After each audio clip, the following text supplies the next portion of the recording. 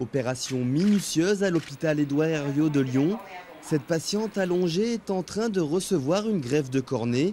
Une greffe prélevée sur un donneur décédé mais fournie par la banque de tissus de l'hôpital. Un rouage méconnu mais clé du monde hospitalier. La cornée a été prélevée chez ce patient après accord de la famille. Et puis elle est partie dans une banque de cornée. Elle est restée 3 semaines en conservation.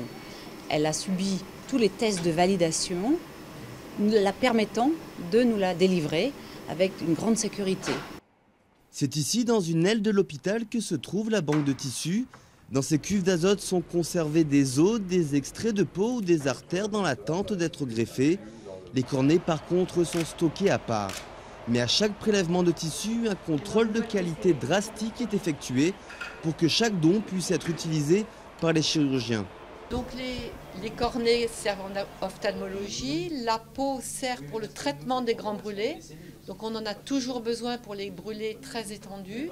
Les os servent en orthopédie, les artères en chirurgie vasculaire.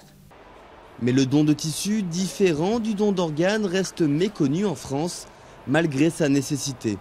Il y a des gens qui donnent, bien heureusement, et ça on les en remercie tous les jours. Mais il y a encore des refus, peut-être parce que les gens ne savent pas bien comment ça se passe. Peut-être qu'ils ne savent pas qu'on prend soin des corps comme des vivants, en fait. Vraiment, on est là pour être garant du soin.